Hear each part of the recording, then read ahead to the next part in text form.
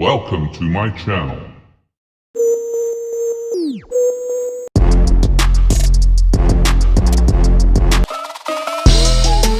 Assalamualaikum warahmatullahi wabarakatuh. Selamat pagi, salam sehat untuk kita semua ya. Perkenalkan, saya Laili Apriani, perawat dari Stikes Kriya Husada Sumbawa. Pada pertemuan kita hari ini, pagi ini, di sini kita akan membahas Penkes Pendidikan Kesehatan terkait dengan HIV/AIDS ya. Kan nih teman-teman remaja nih ya, seumuran lah sama saya gitu kan.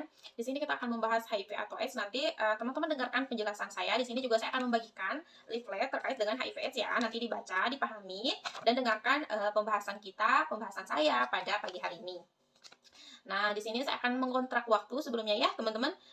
Saya membutuhkan waktu teman-teman 5 menit untuk mendengarkan saya. Nanti jika ada yang belum dipahami atau belum dimengerti, tolong ditanyakan ya, supaya kita bahas pada pagi hari ini ya, terkait dengan HIV/AIDS. Di sini saya akan menjelaskan terkait dengan pengertiannya, gejala pada penyakit HIV atau AIDS, penyebabnya, pencegahannya, dan pengobatannya. Nah, langsung saja kita masuk ke materi, di mana HIV atau Human Immunodeficiency Virus ini adalah sejenis virus yang menyerang sistem kekebalan tubuh manusia dan dapat menimbulkan AIDS.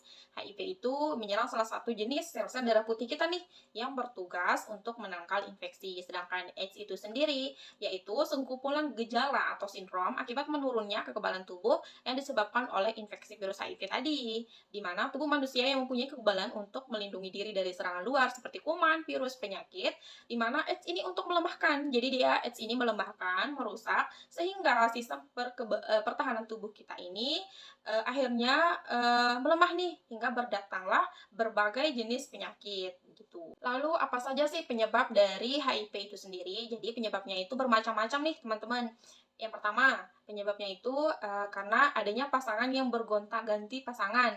Artinya dia itu tidak melakukan hubungan seksual dengan satu pasangan saja, tapi bergonta-ganti.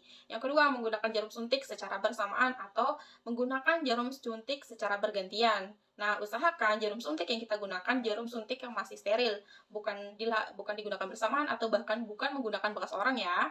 Yang ketiga yaitu ibu hamil. Nah, kenapa ibu hamil? Ibu hamil yang terkena HIV dapat menularkan virus tersebut ke janinnya melalui plasenta atau melalui tali pusar ya teman-teman. Yang selanjutnya melalui transfusi darah. Usahakan jika teman-teman melakukan transfusi darah, pastikan dulu jika transfusi darah atau darah yang kita terima itu bukan dari penderita HIV. Lalu bagaimana sih kita tahu kalau kita itu menderita HIV? Yang pertama adanya demam. Demam sangat umum terjadi ya pada penderita HIV. Yang kedua adanya pembengkakan kelenjar, adanya sakit tenggorokan, ruam, letih lesu, diare yang berkepanjangan, nyeri otot dan sendi, sakit kepala, bahkan kedinginan. Nah, kedinginan yang kita maksud di sini adalah adanya meriang secara mendadak dan disertai penurunan berat badan karena diare yang berkepanjangan dan sangat sulit untuk dihentikan. Itu sendiri dapat ditularkan melalui darah, cairan vagina, air mani ya teman-teman. Dari ketiga cairan ini bisa menyebabkan atau bisa menularkan HIV. Tidak menular melalui bersenggolan dengan pengidap HIV atau kita berjabat tangan nih dengan penderita HIV.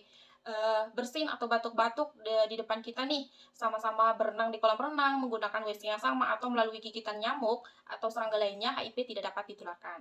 Untuk pencegahannya sendiri itu, pasti yang pertama tidak menggonta-ganti pasangan, atau tidak melakukan hubungan intim, hubungan seksual lebih dari satu orang. Yang kedua, yaitu tidak menggunakan jarum suntik ya bersamaan. Yang ketiga, usahakan transfusi atau pastikan transfusi darahnya itu bukan dari penderita HIV. Yang keempat, itu adalah saat kita pada ibu hamil saat melahirkan bayi diusahakan melakukan atau melahirkan bayi dengan proses SC ya sesar, sehingga lebih minimalisir terjadinya atau bayi tertular dari ibunya ya. Pengobatannya sendiri bisa kita menggunakan jenis obat ARV. Obat ARV atau obat antiretroviral merupakan bagian dari pengobatan HIV/AIDS untuk mengurangi risiko penularan HIV dengan menghambat perburukan infeksi oportunistik, meningkatkan kualitas hidup penderita HIV dan menurunkan jumlah infeksi virus dalam darah sampai tidak terdeteksi. Namun, ARV ini hanya bisa digunakan untuk memperpanjang usia atau meningkatkan kualitas hidup, tapi bukan berarti menghentikan virus tersebut